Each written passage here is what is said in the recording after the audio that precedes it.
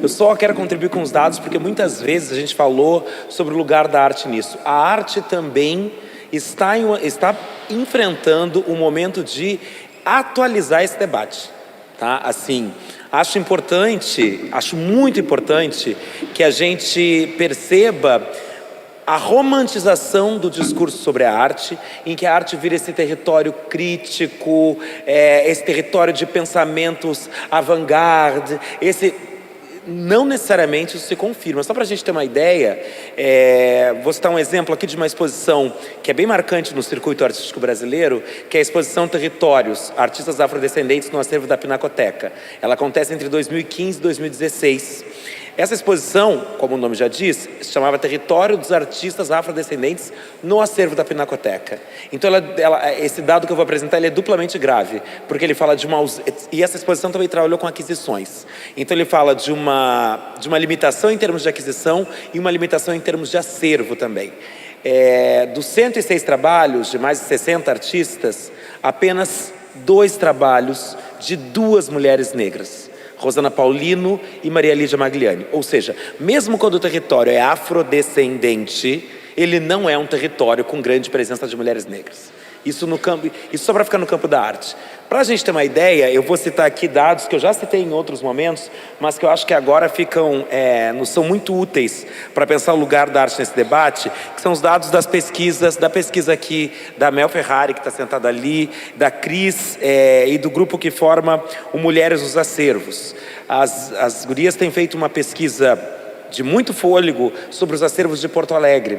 Então, só para a gente ter uma ideia, o Museu de Arte do Rio Grande do Sul tem 644 artistas homens e brancos, tá? 644 artistas homens. Desses, apenas 23 desses artistas são negros. Entre as mulheres, o número cai para 384 artistas brancas contra apenas 2 mulheres negras. Isso para ficar só no caso do acervo do MASP, né? E aí eu vou citar um outro exemplo aqui, que é o Museu de Arte Contemporânea do Rio Grande do Sul, que tem 603 artistas brancos no acervo contra 5 artistas negros. Então, essa fala, essa mesa, essa nossa conversa, ela é um espaço de aprendizado também para a arte. A arte também está se vendo implicada e necessariamente tendo de realizar um trabalho que não foi feito. É um trabalho que passa, por exemplo, por entender as nossas noções de arte afro-brasileira, porque a noção de arte afro-brasileira, só muito recentemente, tem nos trazido para perguntas que ela evoca, como, por exemplo, se a arte produzida por negros é afro-brasileira, qual o nome da outra? Qual é a marca da outra? Essa outra arte é a arte euro-brasileira, ela é a arte branco-brasileira, qual é o nome da outra? Só para vocês terem uma ideia, até o início dos anos 2000, a arte afro-brasileira ela era repleta de nomes de artistas brancos, porque a afro-brasileira é aquilo que trata de temas brancos. O artista que mais ilustrou o imaginário afro-brasileiro é o Caribé, um artista branco, argentino, com suas imagens de orixás. Então, é um terreno movediço também para o campo da arte, e as contribuições de vocês aqui hoje fazem com que uma mostra que pretende discutir feminino, visualidades, ações, afetos, tenha de se perguntar também muitas dessas questões que surgiram com vocês. Vocês viram que assim, a gente já estava falando lá, eu já estou falando aqui, a gente podia continuar falando dessa mesa durante muito tempo, mas é hora de abrir para essa conversa, abrir para a participação de todos e todas. Fiquem à vontade para começarem as questões.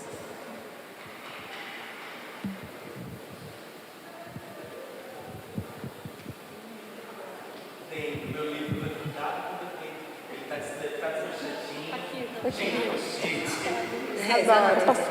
Adoro. Não, passou assim, perdão. Pessoal, obrigada. Participei de todas as mesas, foi um aprendizado tremendo, né? E ter várias pessoas, todo esse entendimento, mas eu vejo todo esse debate como um grito de respeito. Respeito no geral, né? E eu vejo esse aprendizado todo, essa fala falando num momento nosso, atual, para nós. Tá, e a minha questão foi que eu anotei o seguinte: como trazer esse entendimento, eu como educadora, de forma pedagógica, desde a educação infantil para o futuro?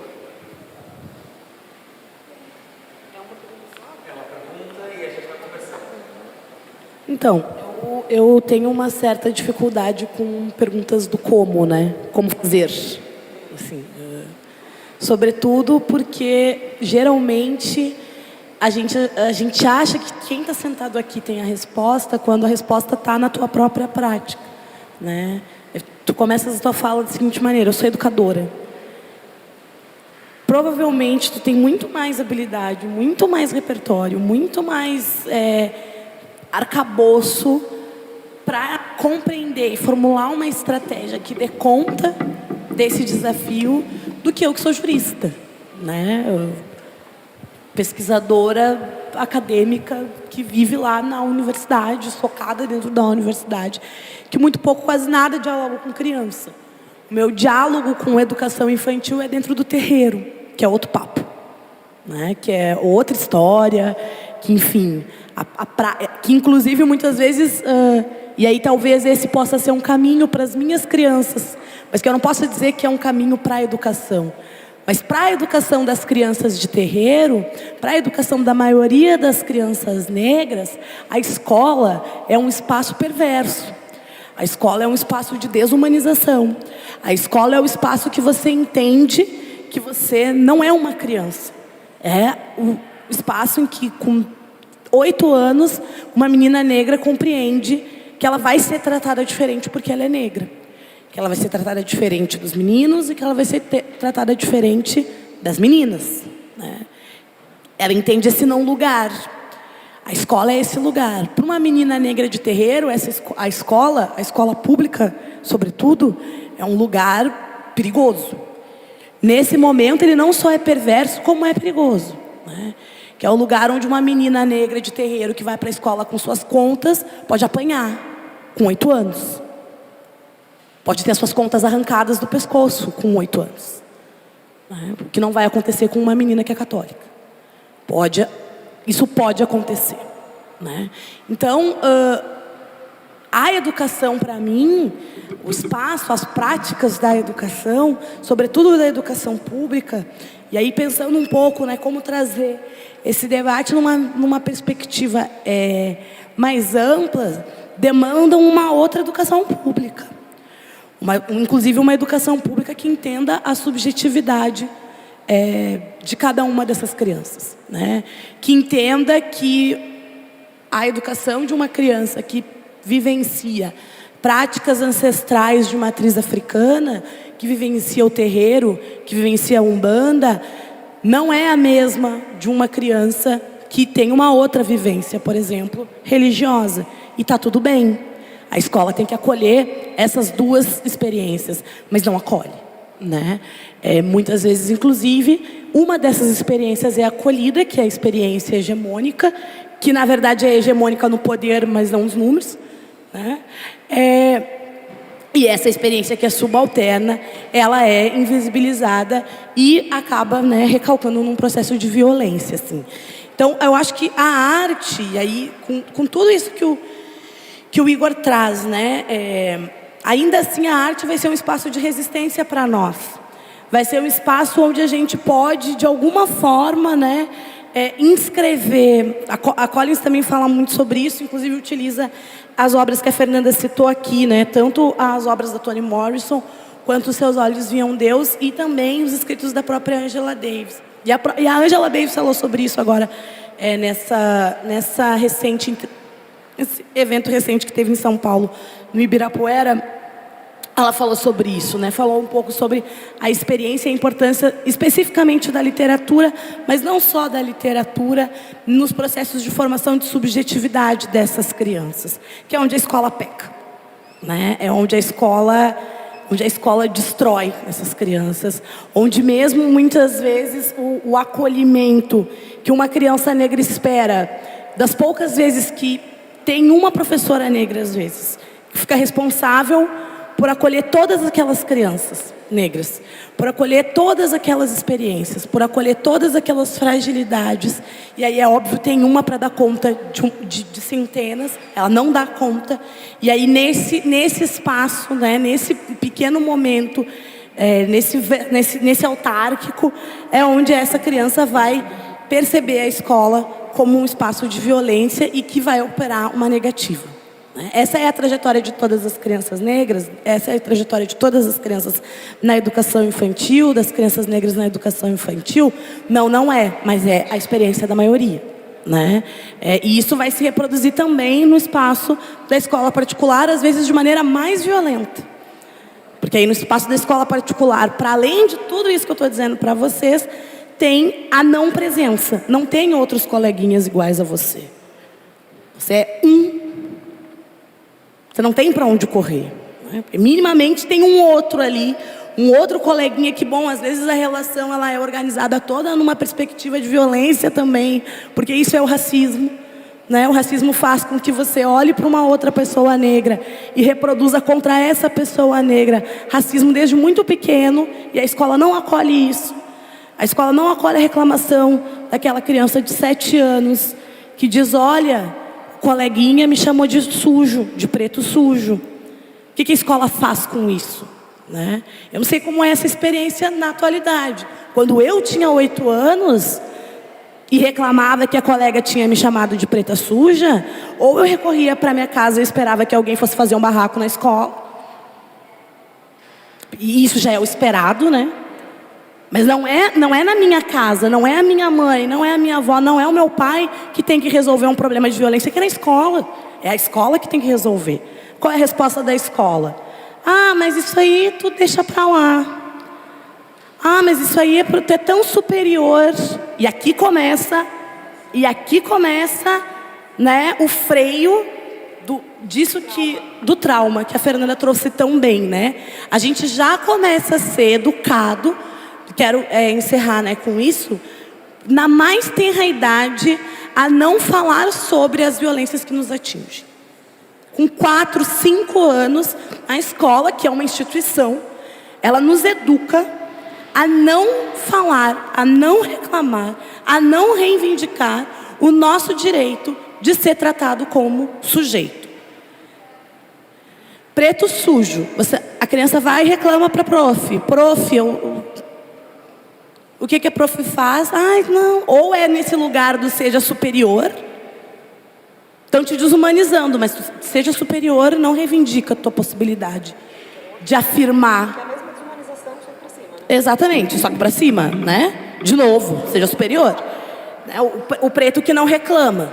Então, assim, ou para baixo, Ah, mas isso não é problema.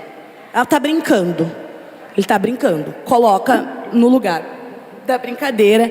E aí o Adilson Moreira, que é um teórico do direito também, que eu gosto muito, escreveu um livro bem pequeno, recente, na coleção Feminismos Plurais, que chama Racismo Recreativo. Essa é uma dimensão que já começa lá na escola. É na escola que começa a ter essa operacionalidade, em que um menino negro de 16 anos, ele vai ser chamado de negão na rua. Na casa dele ele tem um nome. Ninguém chama ele de negão na casa dele. Porque se você gritar negão na casa de uma família negra, todo mundo é negão. Mas aí na rua ele não tem nome. Ele não tem nome. Ele não é sujeito, ele não tem nome, gente. Ele é o negão daquela turma. Ou a negona daquela turma. Ou a neguinha daquela turma. Então esses são processos que eles vão...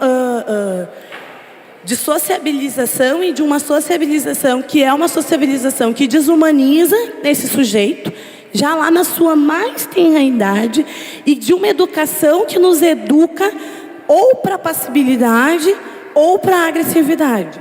Porque qual é a resposta de uma criança negra que passa todos os dias sendo chamada de macaca suja? Uma hora ela vai bater. Ela vai se irritar, ela vai bater. Ela vai bater, De alguma forma ela vai bater. Ou ela vai se bater, e aí ela deixa de ir à escola, ou ela vai bater nesse colega. E aí quando esse colega for agredido, a escola enxerga um problema. Vocês entendem a questão do sujeito?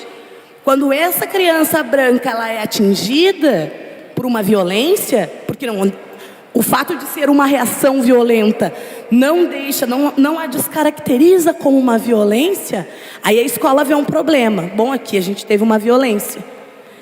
Mas o período anterior, no qual essa criança foi violentada fisicamente, ele não é lido como violência, porque é um corpo negro. pequeno, mas negro, ao qual a violência é naturalizada. Né? Ser depositório de violência, um corpinho negro pequenininho, ele ainda é um corpinho negro, mesmo pequenininho.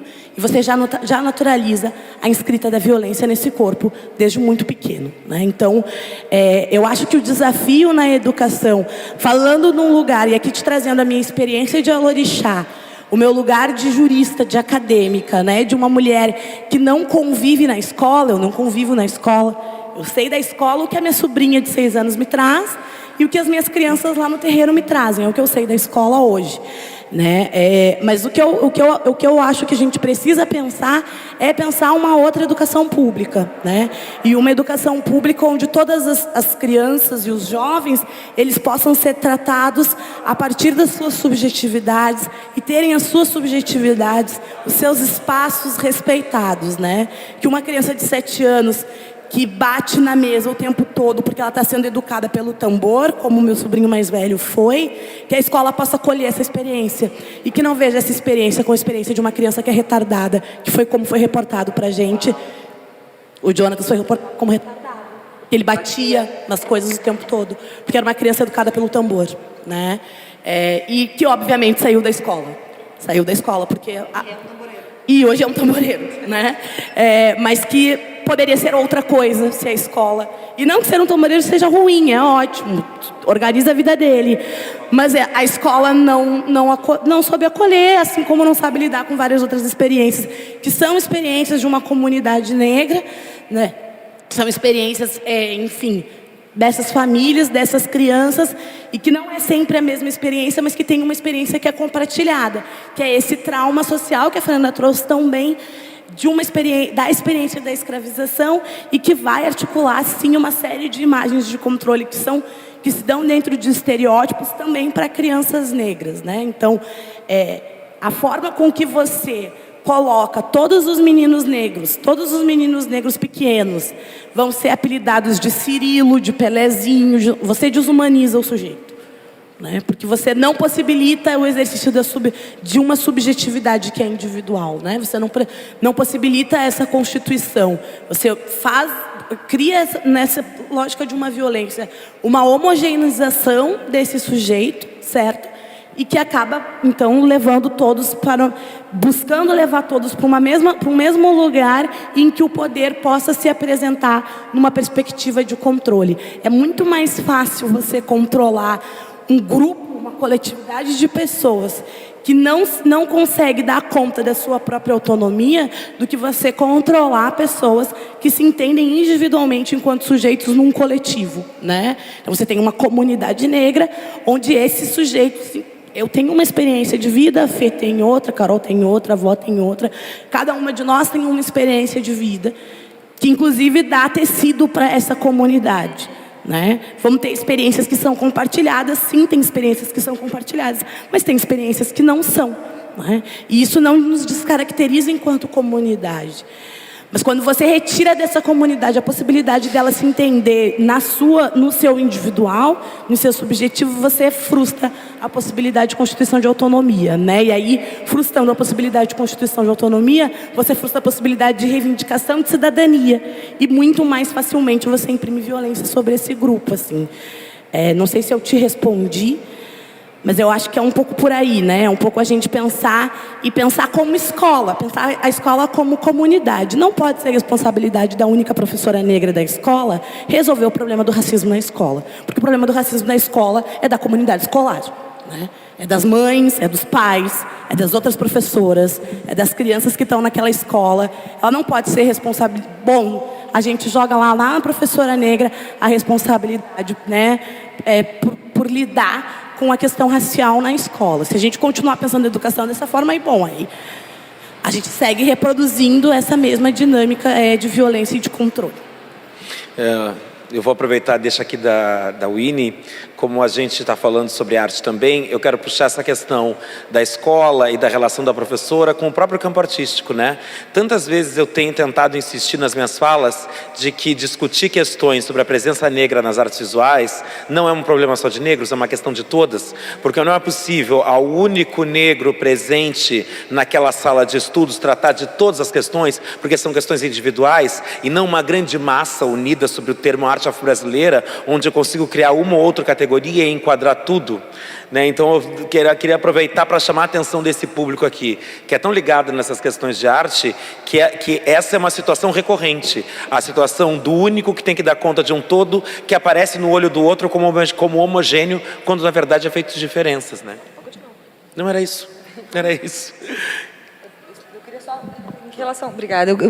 Ainda em relação à tua pergunta, eu não tenho nada, não tem nada contrário ao que a Winnie falou, e eu, como ela, e a gente trabalha muito juntas, também tenho uma dificuldade muito grande em responder os comos, sobretudo comos em lugares onde eu não necessariamente opero, que é na educação infantil, né? Mas a gente está conversando aqui, né, a respeito de trazer à tona, de desenraizar certas perspectivas que, apesar de nós sabermos que existe, a gente está tentando achar jeitos melhores de falar sobre elas, vamos botar dessa forma, né? E essa pergunta é muito frequente. Então, eu me vejo obrigada a pensar nela. E tem um ponto que eu acho que a gente não pode esquecer, que é a força do discurso hegemônico. A Winnie deixou bastante claro, né, que a hegemonia ela opera ideologicamente, não em números, certo? A hegemonia, o discurso hegemônico, o que é aceito, o que é visto como, o que é valorizado, o que é visto como bom e belo, certo? Ele vai estar presente numa narrativa, como a Fernanda nos trouxe muitas vezes, e vai ser muito difícil de fazer esse enfrentamento quando essa narrativa é hegemônica. E eu vou dar um exemplo prático. A princesa. Se o feminismo vai bater na princesa, o significante que fica é as chatas feministas estão batendo na princesa que eu gosto. Faz sentido? Então, para mim o desafio é justamente conseguir ter essas discussões com um público, por exemplo, como o público infantil, que não vai ter, não estou falando de que criança não consegue, não vai porque não tem maturidade para fazer uma discussão sobre o feminino no abstrato, ou sobre raça no abstrato, não vai conseguir, porque é uma criança. Mal e mal a gente consegue fazer isso com adulto, com criança muito menos, certo? Então, como abordar esses signos hegemônicos de forma crítica, me parece ser um exercício mais válido do que bater nesses signos hegemônicos. Era por isso que quando eu falava antes do feminino enfatizado, eu estava pensando em prestar mais atenção no que produz esse feminismo, esse feminino, certo? Do que no signo que é produzido necessariamente. Porque a Fernanda e a Winnie trouxeram algo muito interessante, que eu acho que essa nossa percepção de crise, né, essa percepção vai se dar quando os marginalizados vão trazer à tona que essa crise já existia. Essa crise já está posta, né? Quando a nossa voz se coloca como sendo, olha, essa crise já está posta, ela acontece assim e eu sofro por conta disso, é que vai ser percebida como crise. Então, com uma classe de alunos jovens, né, falar sobre o feminino, desconstruindo esse feminino, é um desafio, a pergunta de $1 milhão.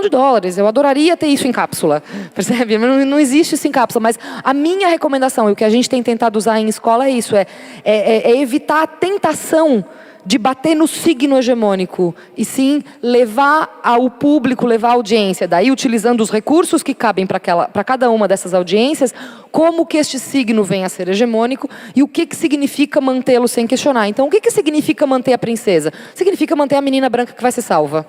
No imaginário coletivo, manter a princesa é manter a ideia, inclusive para nós, mulheres brancas, de que nós estamos aqui esperando para ser salvos o tempo inteiro. É uma imagem tóxica em todas as frentes. Mas se eu for bater na princesa, a chata sou eu.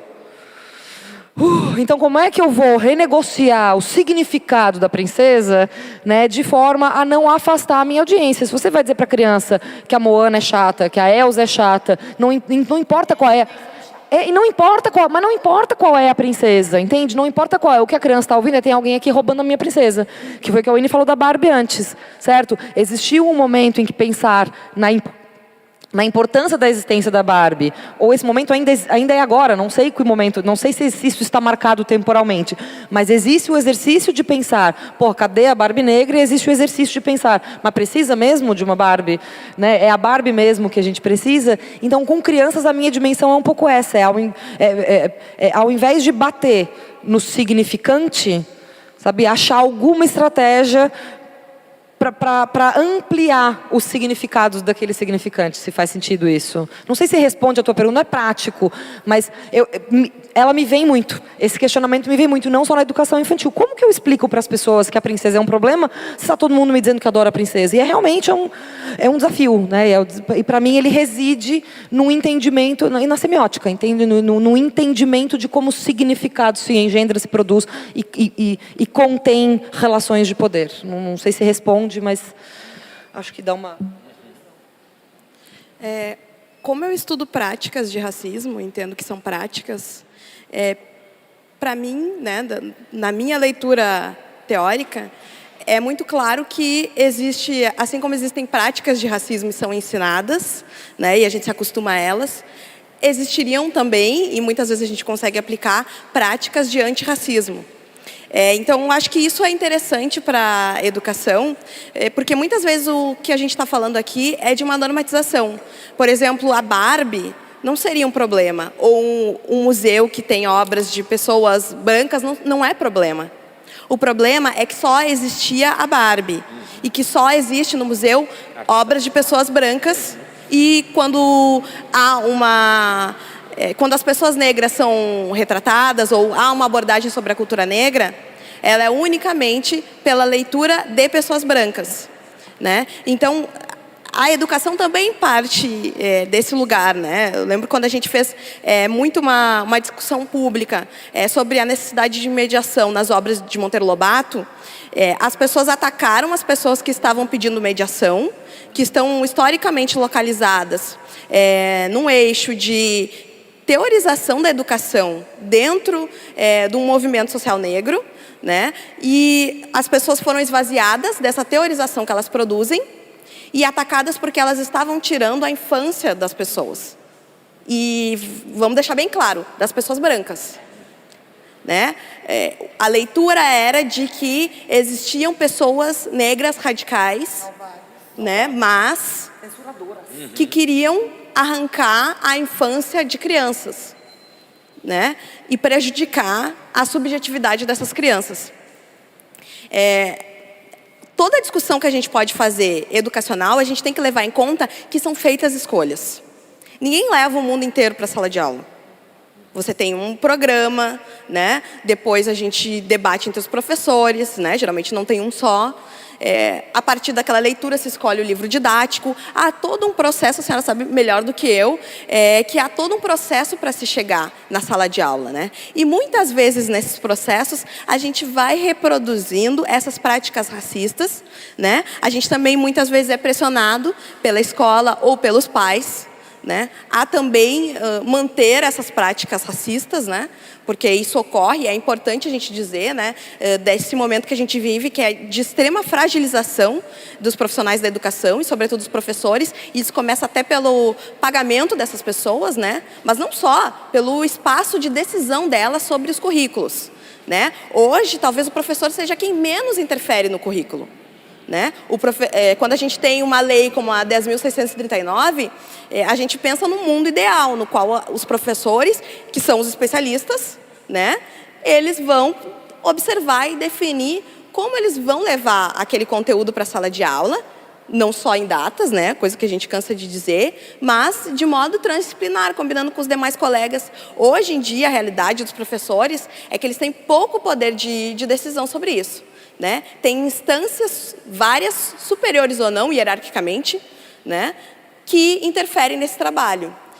Então, levando em conta todo este contexto, que talvez, né, talvez não com certeza geraria outros debates, e no qual eu me relaciono com muita solidariedade com a sua fala, me parece assim que o que a gente pode dizer de modo prático, né, o que a senhora pode fazer quando sair daqui, e que é algo que eu observo na prática das professoras e dos professores que eu mais admiro, é tentar buscar o máximo de qualificação naquilo que precisa ser enfrentado, né, para que a gente possa ter as teorias. E é por isso que muitas vezes a gente está nos debates e a gente fala muito o nome dos autores, a gente traz os autores, porque é isso que nos defende, né? E ainda assim nós somos desqualificados, mas isso é o que nos dá um pouco de respaldo, né? A gente trazer os teóricos. Muitas vezes a gente é tratado como maluco e a gente é o avant-garde lá da situação. Mas a gente é tratado como maluco, né? Depois de anos e anos, por exemplo, as pessoas começam a fazer adaptação daqueles autores que a gente falava lá atrás,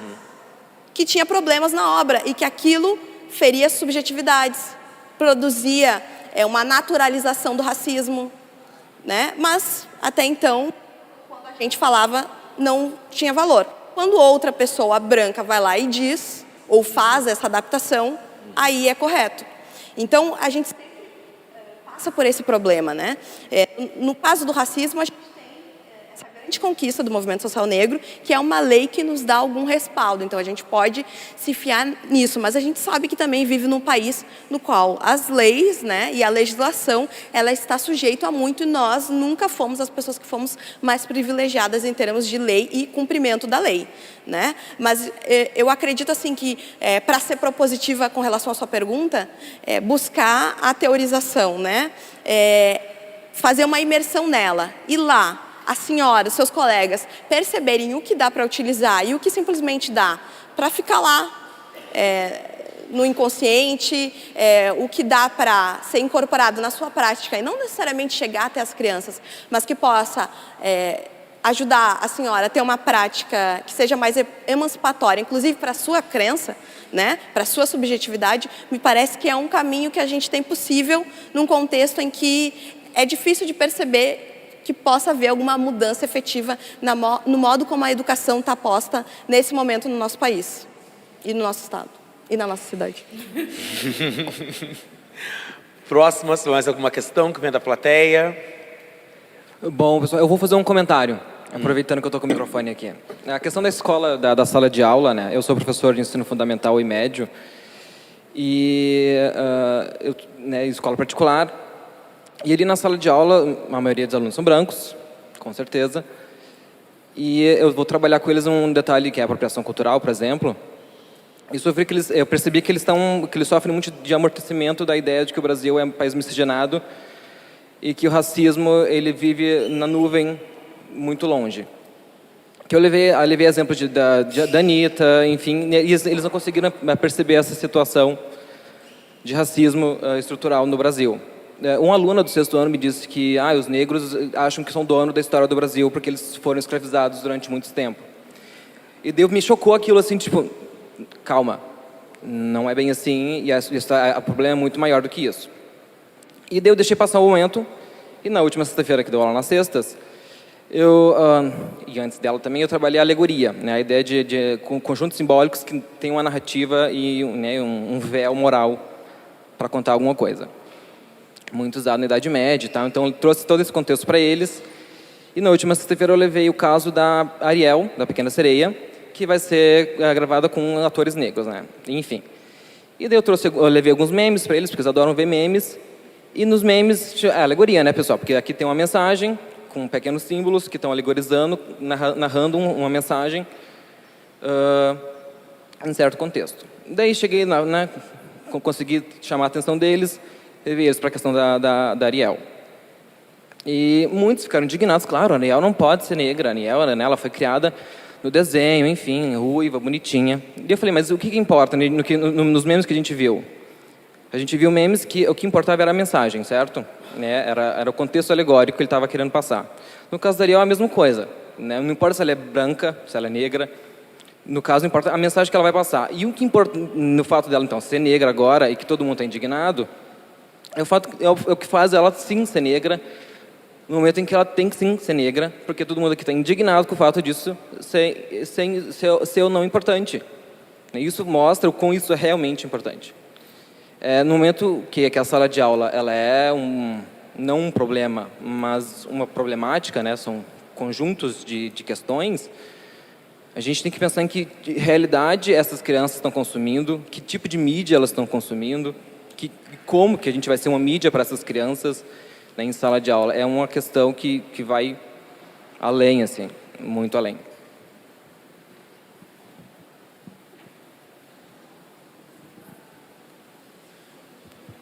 Oi, boa tarde. Desculpa, minha fala vai ser bem simples, tá?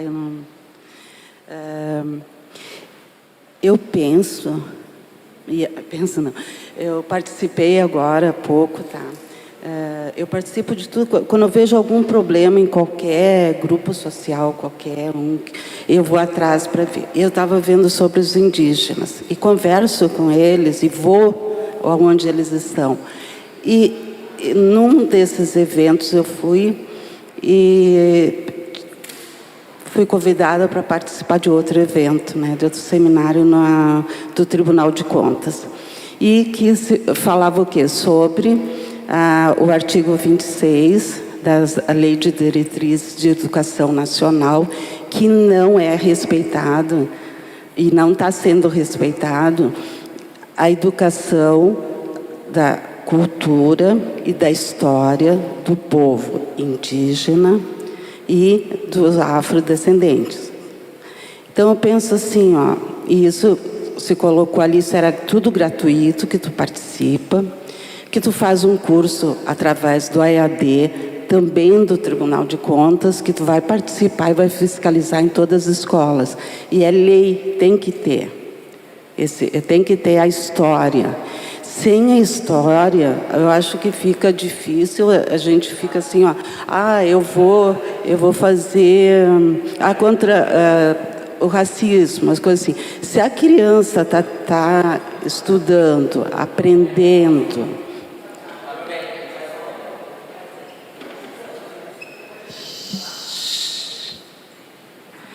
se a criança, desde pequena, tanto escola pública quanto particular, isso aí é obrigatório de ter essas. E ela aprendendo isso aí, nós vamos ter outro conceito.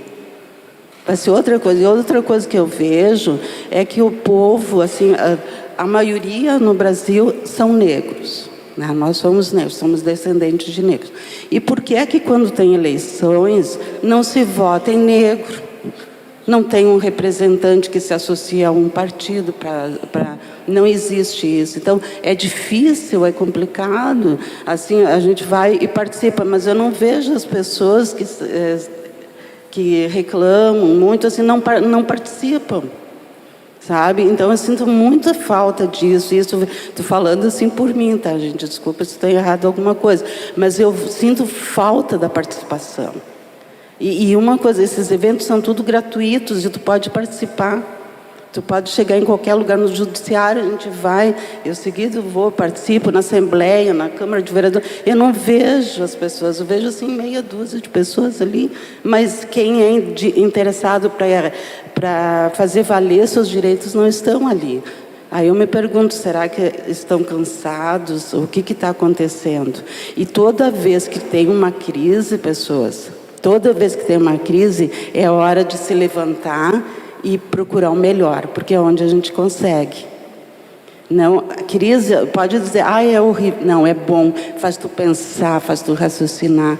Né? E aí diz, por que tu está participando e tudo? Porque eu podia estar, sei lá, em casa, podia estar no centro, mas eu estou aqui para mim aprender, para mim ouvir, para mim, né? Alguma coisa eu vou poder fazer.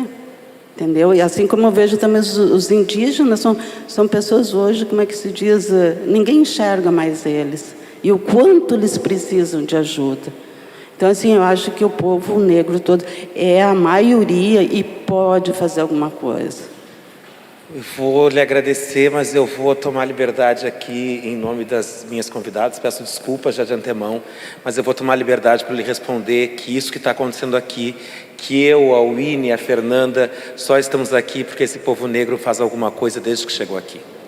Desde que nós chegamos, nós fazemos coisas contra todas as possibilidades, contra toda e qualquer probabilidade, respondendo diretamente às tentativas de desaparecimento. Nossos pais, mães e ancestrais fizeram coisas, e só por isso eu estou com esse microfone aqui, só por isso a Fernanda está aqui, só por isso a Joana está aqui. Então, nenhuma situação de... A Joana não. A Joana está ótima aqui, porque enfim, a Joana está aí. Joana está aí, toda trabalhada no privilégio. Joana está aí. Joana está aí. Joana está aí. Joana está aí, toda trabalhada nesse privilégio. Enfim, só estamos aqui por causa desse trabalho contínuo que vem desde sobreviver a uma travessia em um tumbeiro até conseguir fazer uma compra no Zafari sem ser perseguido. Então, é por isso que estamos aqui. Mais questões que vêm da plateia? Dúvidas? Eu tenho, então, para vocês. Não, eu queria te ouvir um pouco mais, Joana, também, para que a gente entenda exatamente o que a gente tem a aprender sobre femininos quando a gente entende esses femininos autorizados.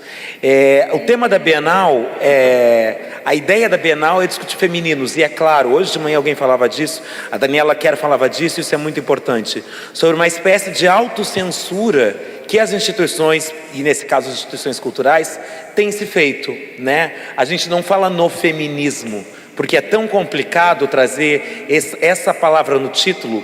Isso tem levado a tantas polêmicas que a gente vai lá e usa femininos, né? E isso tem implicações. E exatamente porque a Bienal trata disso, eu queria te ouvir falando um pouco mais disso. Perfeito. Uau. Eu vou nas palavras. Eu gosto muito, eu sou uma feminista muito apegada com linguagem, porque eu acho que as palavras elas acabam permitindo que a gente perceba alguns processos que são psíquicos, né, e que a gente não tem como disputar, mas que presente na linguagem pode ser contabilizado, pode ser visto, porque está posto, né? A escolha da palavra feminino, ao invés de falar feminismo, já indica que a palavra feminino ela já é mais bem aceita. O feminino como palavra, ele como significante, né? A ideia do feminino como significante, ele já indica subserviência, você percebe? O fato de que a Bienal escolhe feminino ao invés de falar em feminismo, sabendo que está pensando numa produção cultural que não vai mostrar femininos enfatizados, e sim femininos combatentes, né, já nos indica o quanto cada uma dessas palavras é aceita ou não. Recentemente, teve uma notícia, eu acho que a mídia é muito responsável pela demonização da palavra feminismo. E isso não é um achismo meu, isso realmente a epistemologia feminista vai fazer uma série de percursos históricos aí, de enquadramentos de como a mídia reporta a palavra feminismo, né? E isso não se dá claro só com essas duas palavras, a gente pode fazer esse exercício para uma série de significantes identitários, mas como a pergunta foi essa, né, a própria formulação da palavra feminismo, ela foi feita para demonizá-lo, né? Então você vai ver as reportagens que são feitas a respeito do feminismo e historicamente vão enquadrar como um problema. Então não é de se surpreender que as pessoas em geral, lá vem a chata, porque ela vem quem foi enquadrado historicamente como sendo o agente da problematização, né? Que não deixa de ser verdade, mas a problematização existe porque existe um problema acontecendo. Se não existe um problema acontecendo, não tem por que fazer a problematização. Então, a Patrícia Hill Collins recentemente esteve no Brasil e a Winnie estava presente. Quando eu vi a manchete, quando eu vi a manchete, na hora eu soube, eu vou dizer para vocês qual é a manchete, na hora eu soube, lá vem a mídia descendo o morro da Vossa Alvelina batendo no feminismo, né? Porque a Patrícia Hill Collins, a manchete era, Patrícia Hill Collins recomenda que você não use a palavra feminismo. E eu pensei, that's bullshit. Não é verdade. Eu tenho certeza que a Patrícia Hill Collins, com o rigor acadêmico de quem escreveu o livro Pensamento Feminista Negro, jamais ia recomendar levianamente que a gente não utilizasse a palavra feminina. Na hora eu mandei mensagem para o Winnie, olha, eu vi essa manchete cachorra, por favor, me diga o que aconteceu no evento verdadeiro. E o que aconteceu é uma discussão que a gente tem com frequência, que é essa. A Patrícia Hill Collins fazendo esse chamado, dizendo, olha, a palavra feminismo pode vir a interromper algumas conversas, porque ela, historicamente, foi registrada como sendo aquela que condensa o bonde da chata, certo? Então, a Patrícia, nessa mesma onda da recomendação, ela vai dizer, olha, seja esperto ao utilizar, essa é a minha impressão do que ela está dizendo, vamos ser mais espertos em como a gente emprega a palavra feminismo na hora de fazer de criar um debate, de fazer um evento. Então, exato. E assim por diante, né? Então a gente vai pensar na palavra. Se a Bienal está usando essa palavra feminino com a intenção de, em qualquer momento, questionar o que é esse feminino, daí eu já acho que ele entra nesse círculo do feminino combatente. Ele não precisa necessariamente ser chamado de feminismo, porque a gente tem a consciência de que isso vai afastar um público com quem nós queremos conversar. Então tem sempre essa dança a ser feita, mas essa dança precisa ser feita de forma consciente. Tem coreografia para essa dança, percebe? Ela não pode ser feita, ela não é orgânica, ela é feita de forma estratégica. Muito frequentemente, para entrar no mundo corporativo, eu não uso a palavra feminismo. No momento que eu estou lá dentro, eu vou usar. Então, existe o que precisa existir da parte daqueles de nós que estão produzindo cultura dissidente dentro que é o mesmo argumento que eu usei para a princesa anteriormente. Não adianta eu só bater, ela vem a Bienal usando essa palavra ridícula, ai que cagões. Não, eu entendo que a Bienal está justamente tentando fazer esse debate, abrindo precedente para que essa conversa aconteça, para que a gente possa questionar o que é esse feminino. Porque eu também estou junto com outra coisa que a Fernanda falou antes. O que a gente precisa focar é que existe um feminino que é enfatizado e que é complacente com o patriarcado. Este deve ser problematizado. Outras formas de expressar a feminilidade, elas são necessariamente combatentes. E eu vou usar um exemplo que dá um nó na cabeça de feministas. As mulheres trans. Né? As feministas mais radicais vão frequentemente acusar as mulheres trans de empregarem signos do feminino, reforçando assim o estereótipo de gênero. Vem cá. Aquele signo de feminino naquele corpo já é revolucionário, meu amor. Percebe? Porque aquele corpo não pertence, aquele feminino não é lido como sendo pertencente a esse corpo. Então a forma como mulheres trans demonstram feminilidade não vai ter o mesmo peso da forma que eu demonstro, por mais que seja exatamente a mesma. Né? Então como pensar nesse medo? Com consciência dele. Eu acho que esse resgate da memória que a Fernanda fez me parece ser muito interessante. Assim, a gente não olha, a gente não observa uma neurose para não se dar conta de que ela engendra um trauma, né? E acho que o feminino dentro dos feminismos é um trauma. Eu não estou comparando, não é uma questão de comparar traumas, mas dentro da lógica do trauma, o feminino dentro dos feminismos é um trauma. Então não é um ou outro. O que a gente precisa entender é isso. Se a palavra feminismo vai afastar um público para quem eu quero apresentar a palavra feminismo, então eu não vou usar, tudo bem, eu estou dançando essa dança. Se é a palavra feminino que vai me convocar o outro para esse debate, maravilha. Se a palavra feminino é usada sem convocar esse debate, daí errou. Faz sentido isso?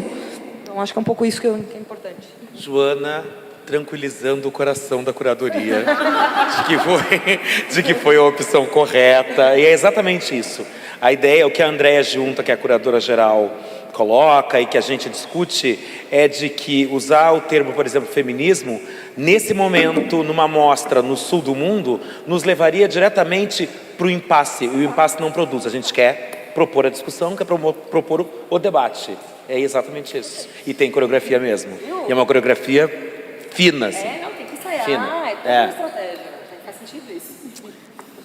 Pessoal, questões que vêm da plateia. Posso só fazer um comentário sobre Pode, isso? todo, Fernanda. Que eu acho que é importante enfatizar também que para nós, mulheres negras, o feminismo não é um ponto pacífico. Claro que também para as mulheres brancas também não. Mas eu já estive em vários eventos, né, em que uma IA ou outra pessoa, né, se manifestava e dizia, olha, o feminismo não serve para mim. E eu acho que é necessário que as pessoas sejam livres, né, e tenham a liberdade, e o feminismo diz sobre isso também, o melhor dele, né, a melhor prática feminista, sobre a possibilidade de as pessoas serem o que elas quiserem. Né? Então, para nós, mulheres negras, é muito caro, porque a gente tem muitas teóricas do feminismo negro que vão se perguntar sobre isso. Né? E muitas vezes, eu lembro que a primeira vez que eu fiz essa reflexão era indo para um evento que era sobre feminismo negro e eu tinha sido convidada para falar. Então, eu lembro que eu podia apresentar as teorias, né? Mas eu fui descrita como feminista ali. E eu pensei, será que eu sou feminista? Porque uma das perguntas era isso, explique quando você se descobriu feminista ou algo do gênero. E eu me perguntei, eu sou feminista? Isso me serve? Porque em alguns momentos, né, a gente tem tantos embates que a gente se pergunta se talvez não seja melhor ser mulherista, né, como Alice Walker reivindicava, né, outras correntes várias. Lógico, a gente que é feminista tende a defender o feminismo como uma prática emancipatória e dificilmente, assim como o marxista, né? E, enfim, as leituras teóricas vão conduzir geralmente quem as defende para aquele campo. Mas é importante a gente pensar também que há essa discussão, não necessariamente de condenação do feminismo, mas da possibilidade de se reconhecer em outras correntes teóricas, que é válido e tem que ser respeitada também, né? Mesmo que não seja a que nos contemple. Que tarde, né, senhoras e senhores, e senhoras e senhores, enfim. A gente tem tempo para mais uma questão, uma última questão, um último comentário, contribuição. Carol. Oi. Eu estou num momento acadêmico de muito questionamento de como construir com a branquitude. Eu sou a única no meu PPG de mestrado, eu sou a única no meu grupo de pesquisa, e toda vez que eu me coloco questionando, obviamente eu sou, né, a colega raivosa, que fica todo mundo com medo de falar depois do intervalo, o professor não sabe como trazer os questionamentos, depois me chama no cantinho para dizer, vi uma pesquisadora e lembrei de ti. Por que não falou ali, né, no momento da aula, enfim. E tem sido uma construção muito difícil, de muita desesperança para mim nesse momento, assim. De muita dificuldade de lidar com as pessoas brancas no ambiente acadêmico para construir junto, né? O meu movimento tem sido muito de separação para poder construir meu raciocínio acadêmico de uma maneira melhor e sem essas interferências de inferiorização, assim, né? Que é muito do que a Winnie falava das crianças, né? De quando tu questiona, tu tem que ser superior. Isso ainda acontece, eu tenho quase 40 anos, eu tenho que ouvir isso ainda na academia em 2019.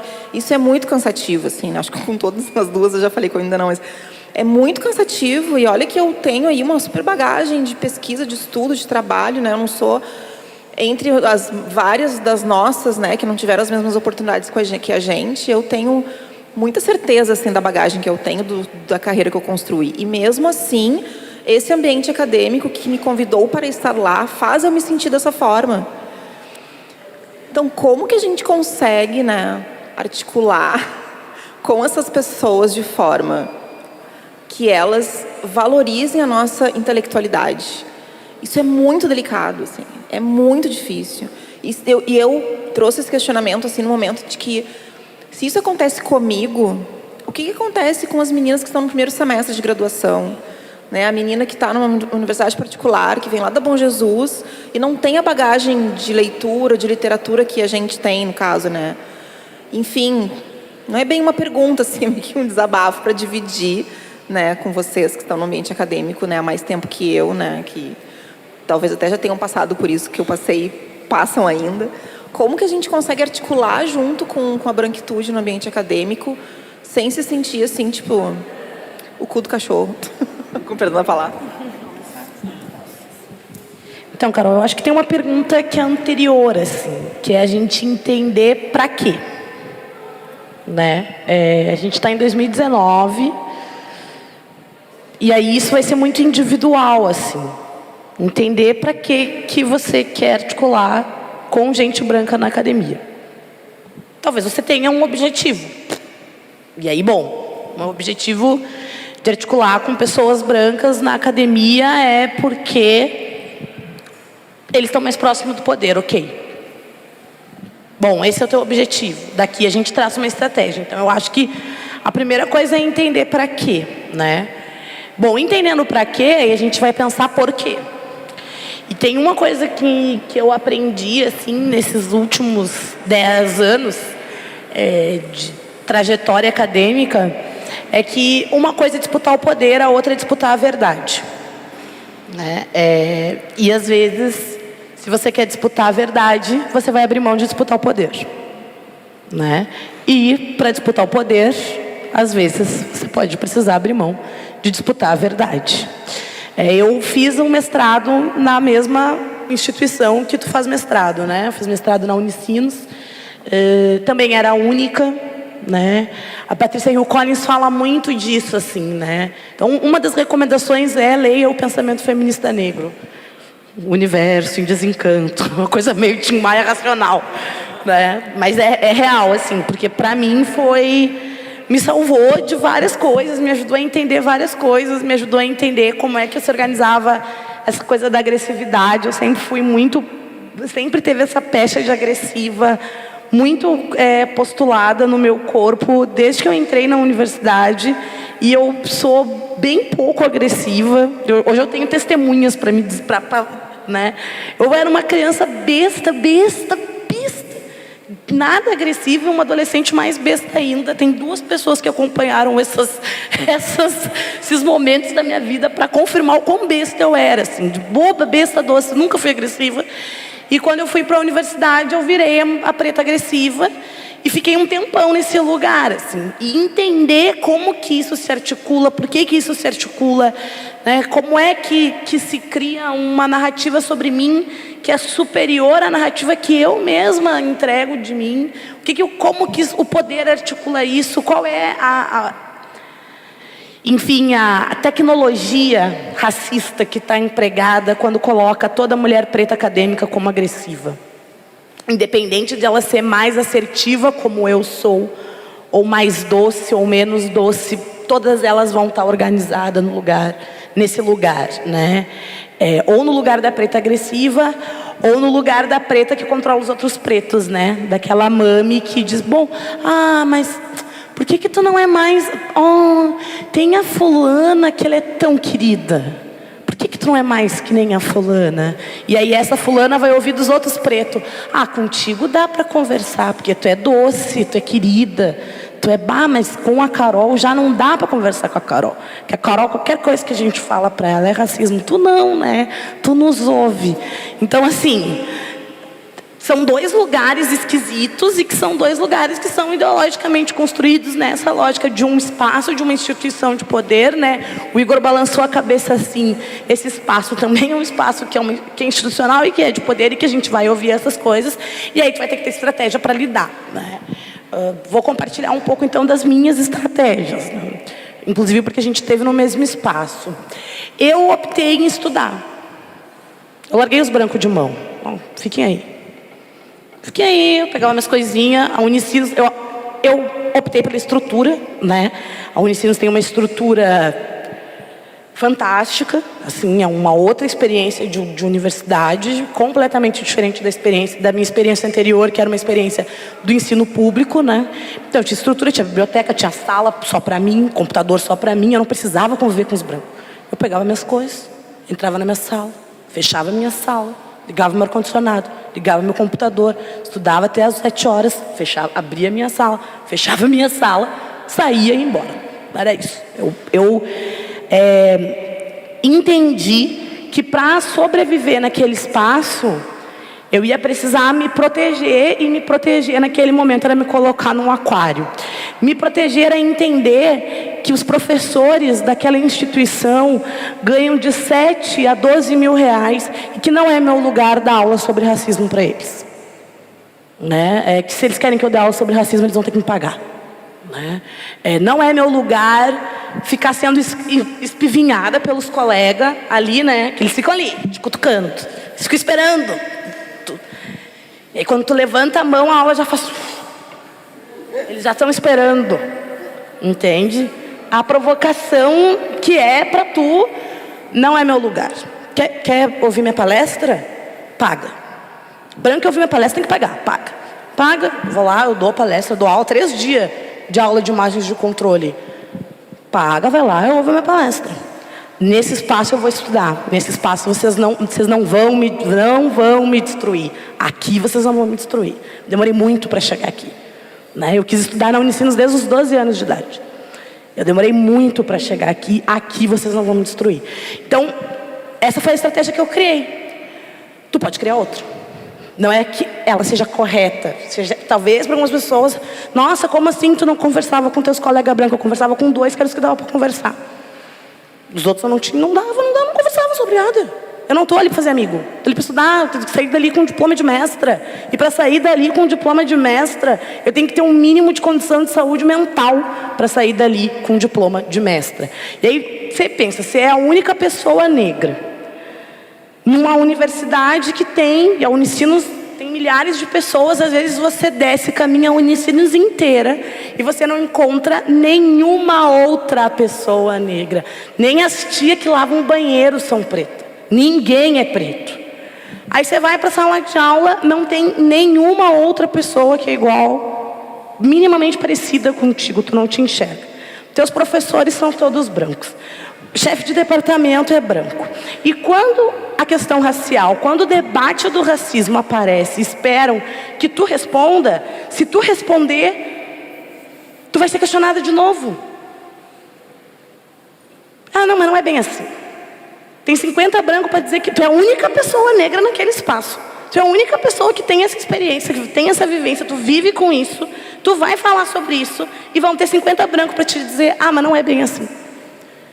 Então, não tem como terminar. Se tu não tiver o mínimo de estratégia, né? E aí a estratégia é política, a estratégia de saúde, a estratégia são várias. O mínimo de estratégia, tu não termina.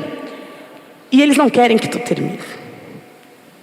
O poder não quer que tu termine. Não é o indivíduo, não é cada pessoa branca individualmente que está lá e se articula na sua cabeça, no seu consciente. Nós não queremos que a Carol seja mestra. Não, é o sistema de poder. O sistema de poder não quer. Ele é articulado para que não tenham mestras em design negras, para que não tenham mestras em jornalismo, em literatura, em direito negras, para que não tenham pessoas com currículo para serem curadoras de uma bienal e que essas pessoas sejam homens negros. Se começam a existir possibilidades de ser sujeito para meninos negros que estejam para além dos 2 únicos lugares possíveis no Brasil na década de 90, jogador de futebol e pagodeiro, e nada contra nenhum dos dois. Mas essas eram as únicas 2 possibilidades para fora do crime que estavam colocadas para a juventude negra em meados da década de 90. Se você apresenta para um jovem de 14 anos a possibilidade de ser curador de uma mostra internacional, você rompe com a lógica de poder. Você rompe com o status quo da branquitude. Você rompe com a naturalização que só gente branca produz conhecimento. E o poder não quer isso. Eles não querem isso, né? Eles querem que seja natural para uma criança branca fazer graduação, mestrado, doutorado. Para uma criança negra, terminar o ensino médio já é grande coisa, né? E é essa lógica que o poder quer imprimir sobre nós. Então, quando você pode perceber pessoas negras, né? Inclusive pessoas negras nesses lugares se insurgindo, como a gente teve com o Tyson essa semana, né? Tô toda pelotense. Semana tô toda pelotense. Vizinho. Pô, o Tyson, que é um guri preto lá do Navegantes, lá do confins do Navegantes, que joga futebol no Shakhtar Donetsk e que é vítima de racismo e não se cala. Quando você apresenta isso para uma criança negra, você está apresentando para uma criança negra um outro lugar, uma outra possibilidade. E aí você está desarticulando, né, toda uma perspectiva de poder. Então eu acho que, e o lugar do negro único que tu está te vendo sofrendo, que eu já me vi sofrendo, tenho certeza que a Fernanda já se viu sofrer, que o Igor já se viu sofrer, esse lugar, o lugar de ser o único negro do espaço, também é um lugar controlador. Ele não é mérito. E a gente, enquanto população negra, a gente tem que entender isso. Se a gente é o único num espaço, tem alguma coisa muito errada, muito mal, né? A gente teve um técnico de futebol que fez essa fala recentemente. Isso também está articulado nos estudos da Collins, né? O quanto o pioneirismo, ele fala muito alto sobre um sistema, uma estrutura de dominação racista, né? No final dos anos da primeira década dos anos 2000, a gente ainda tem uma única pessoa, eu sou a única, você me dizer assim, eu sou a única mulher negra fazendo mestrado em design na Unicinos, tem uma coisa muito mal, né? É uma perpetuação de um sistema, de um poder, de uma estrutura de poder que quer colocar, sim, a população negra num lugar histórico persistente e nunca cambiável, nunca alternável de dominação. Então, eu acho que a gente precisa tentar se manter, né? Entender esse espaço como um espaço de disputa de poder e não de verdade, né? A verdade não está na academia, a verdade está num monte de lugar. Da academia não é exatamente o lugar onde está a verdade, mas é o lugar onde está o poder, né? E eu acho que a gente precisa disputar poder. Quer disputar poder. Eu quero disputar poder, né? E disputar poder significa necessariamente ocupar esses espaços e ter estratégia para isso, assim, né? Então, a minha tem sido essa, assim. Eu parei de dar aula para branco de graça, não faço mais isso, porque me custa muito caro, muito caro mesmo, me custa muitas horas de terapia. Minha hora da terapia é cara. Então, assim, pelo menos a hora da terapia, né? Pelo menos isso, assim. Eu não saio de casa por menos do que o valor que eu pago de terapia por mês. Não saio. Isso é uma coisa que eu parei de fazer. E a outra coisa é entender esses espaços, sabe? Entender, inclusive, a contradição desses espaços, assim. Porque, às vezes, a gente romantiza os lugares, né? A gente romantiza a academia como um lugar onde as mais diversas possibilidades de diálogos e de conhecimentos vão estar colocadas para a gente, quando, na verdade, muitas vezes a gente está ali para referendar aquele espaço como um espaço não racista e a nossa presença, na verdade, referendo o contrário, referendo o quão racista aquele espaço é, né? Então, um pouco, eu acho que é isso, assim, da gente pensar, entender esses espaços e entender um pouco como o Igor diz, assim, né? Bom, a gente está aqui falando de feminismos num debate que é femininos, mas aí é isso, aqui a gente está disputando poder, né? A gente está disputando o que dá para fazer. Vale a pena estar aqui, né? Vale a pena poder proporcionar esse espaço, poder estar nesse espaço. Tem espaço que não vale, tem disputa que não vale, né? Então, entender um pouco esses limites, assim, eu acho que é importante para a gente. E queria, enfim, terminar um pouco, eu já falei bastante, trazendo um pouco disso, assim, para as pessoas brancas, né? Quando a gente fala desse cansaço do diálogo com um branco, não é um cansaço individual, né? Mas é um cansaço com o trabalho. É teoria, trabalho, intelectual, é tempo, gente. É 6, 7 horas lendo. E aí 6, 7 horas lendo, às vezes, para responder umas perguntas que, tipo, gente, amigo, lê um livro. A Djamila fez o favor de compilar em pílulas bem pequenininhas, né? Tem assim um grande, não é um Muniz Sodré. Ela deixou ali sintetizado, né? Rapidinho, pílulas. Pô, vai lá, compra o livro da mina, R$19,90, sabe? Tipo, tá acessível, porque ali tem um mínimo para que a gente possa dar. Tá 15 pila já o livro, 15 pila. Não dá nem. O que você faz com 15 pila? Nem um litrão nas CB dá para tomar com 15 pila hoje. Mas tá ali, sabe? Então, que é o mínimo para que a gente possa minimamente levar essa conversa do antirracismo para um outro patamar, sabe? Para a gente poder colocar esse lugar de, bom, não basta ser antirracista, não basta ser racista, tem que ser antirracista, para além de uma retórica, né? Eu quero saber de antirracismo na prática. Eu quero saber onde é que a população branca tem pensado seu status de privilégio e tem, olha, aqui é um lugar que eu posso dar uma recuada, aqui eu posso sair, aqui eu posso, né, me levantar da cadeira e dar espaço para alguém que, né, tem possibilidade de ocupar esse espaço e que não está ocupando esse espaço meramente porque a estrutura de poder é racista. E uma das ações que a gente pode tomar como pessoas brancas, que eu acho que eu tenho usado muito em sala de aula também, tem muitas ações a serem tomadas, e uma delas, eu me permito fazer esse comentário, uma delas é quando a gente ouve histórias, não pular, não acredito.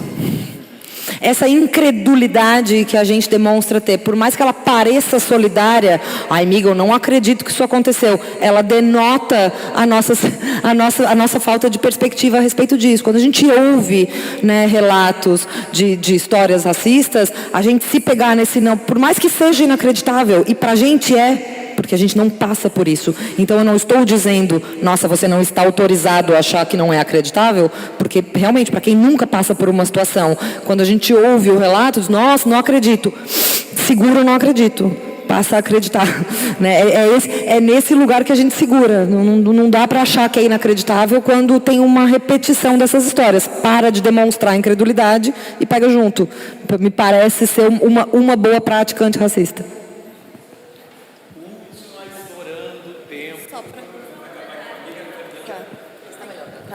Aí só para acrescentar, também enfatizar que muitas vezes na universidade e nos campos de ensino, né, que eu acho que tem muita relação com o campo artístico também, a gente às vezes não percebe o sistema econômico no qual a gente está inserido e o quanto a gente está competindo o tempo todo. Não tem espaço para todo mundo. Não há espaço para todo mundo. Isso é cruel de dizer, mas a gente tem que ter isso claro. Para ter o Igor de curador adjunto, alguém não foi curador. E que diz respeito a outros temas que a gente disse aqui também. Né? Para a gente ter a Ana Maria Gonçalves ganhando um prêmio, outra pessoa não teve que ganhar prêmio. E muitas vezes, quando a gente ocupa esses espaços, a gente perde a noção de que existe essa leitura também, de que nós somos uma ameaça de um lugar que estava garantido. Se a gente for perceber, né, eu passei por instituição privada e pública também, então me encontro muito na fala da Winnie, né, dessa solidão, mas eu também comecei a perceber que as pessoas me viam como uma competidora de alto nível.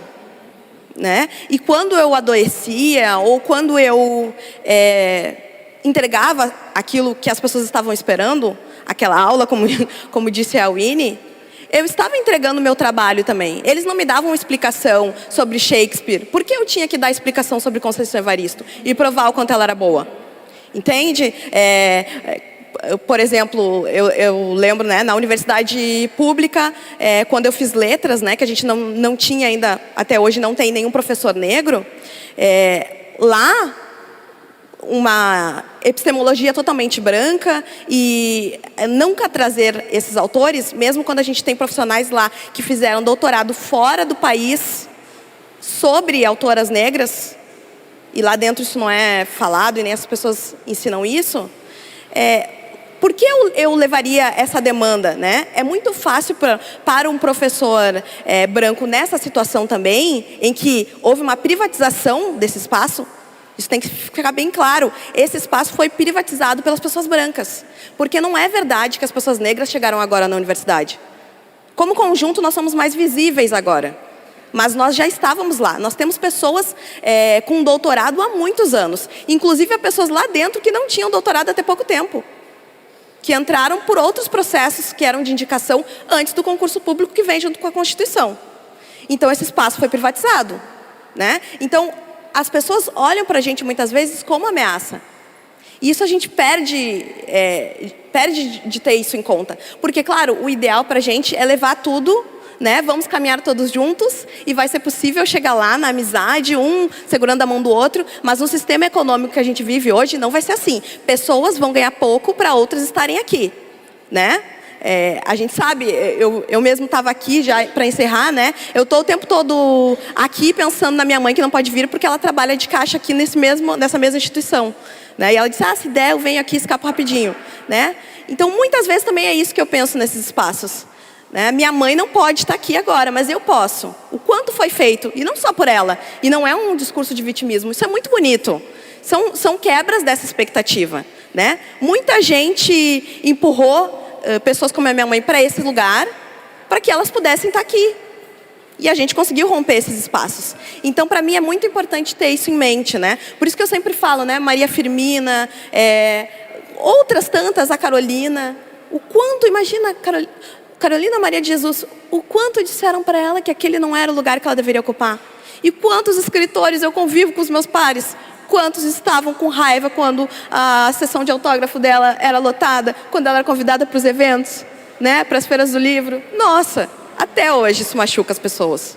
Porque é também sobre competição. Isso a gente tem que ter claro. As pessoas que estão na pós, e não só as pessoas que estão na graduação também, estão disputando melhores salários. Elas estão disputando o dinheiro.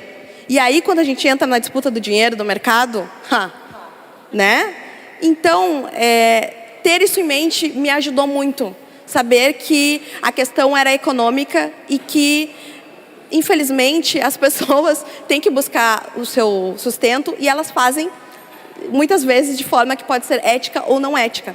E nisso entra o racismo também. Também é uma tecnologia, né? A Sueli Carneiro fala muito disso, né? Que isso também é para nos imobilizar. E aí eles têm essa vitória, mais essa vitória, né? Era só isso, Igor. Desculpa aí esticar um pouquinho.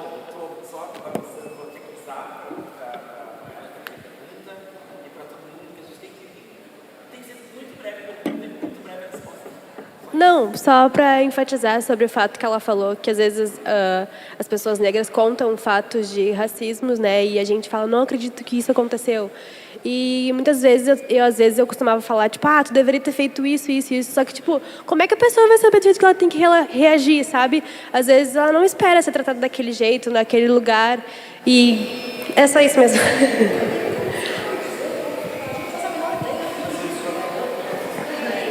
E a Winnie trabalha com leis, né? Ela sabe melhor do que eu o quanto eu me revolto muito quando alguém fala isso. Por que você não procurou a justiça? Primeiro tem esse efeito psicológico, você pode ser tomado pelo susto. E o segundo é a forma como a justiça nos trata. Então isso não significa nada, né? Significa, aliás, muito pouco. Claro que a gente quer as leis e elas são importantes. Mas elas não nos respaldam, elas não nos dão essa segurança de buscar ajuda. É, claro, isso que eu tô querendo comentar, porque, tipo, não tem o que fazer no momento que aquilo acontece. Mas tem isso, o que a gente tem que fazer é isso, é parar de não acreditar. É urgente que a gente pare de não acreditar, que a gente pare de ouvir, que pare de não ouvir. É isso, né? O racismo é uma problemática nossa, caceta. Quando é que nós vamos tomar isso para nós, como responsabilidade?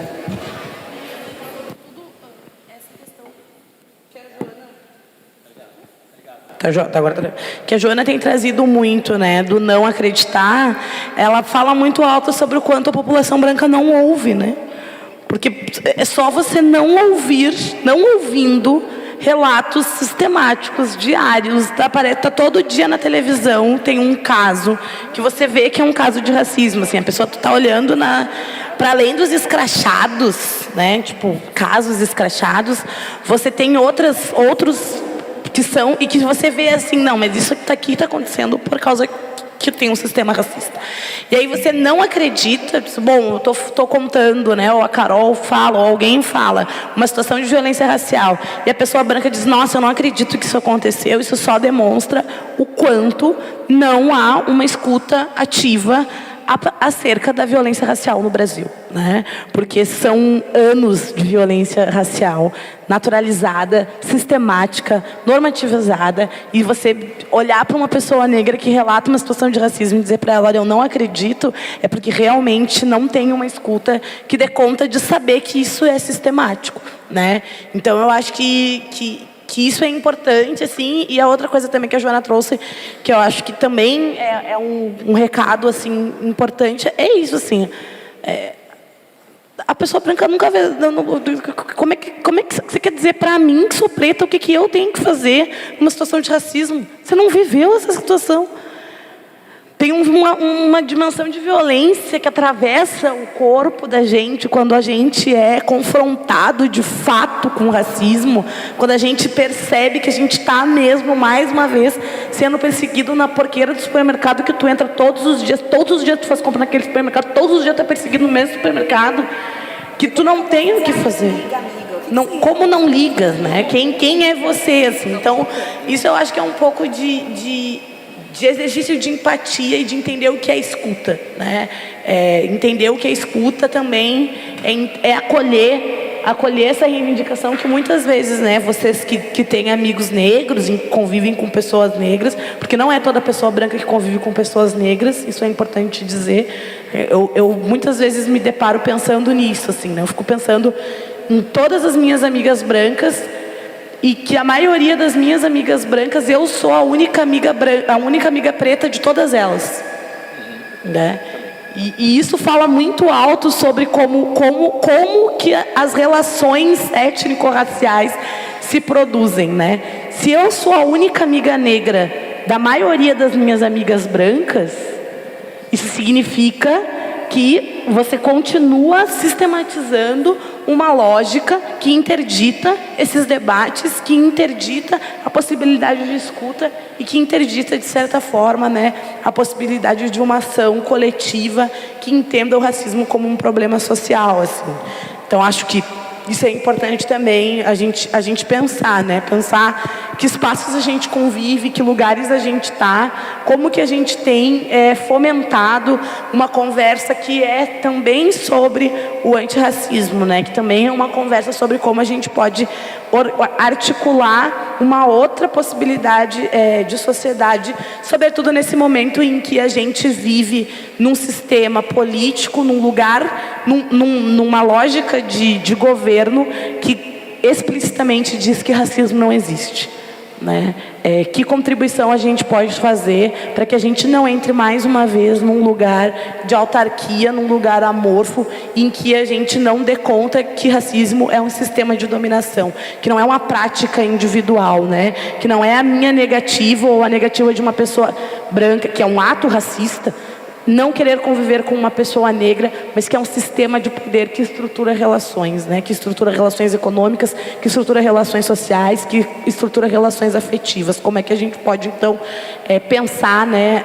Enfim, estratégias que deem conta de fomentar esse debate também, de como a gente pode desarticular essa tecnologia, que é uma tecnologia de poder que historicamente mantém pessoas brancas num lugar de privilégio socioeconômico e pessoas negras num lugar de subordinação. Bom, eu tenho certeza que todos vocês poderiam ficar aqui até muito tarde ouvindo.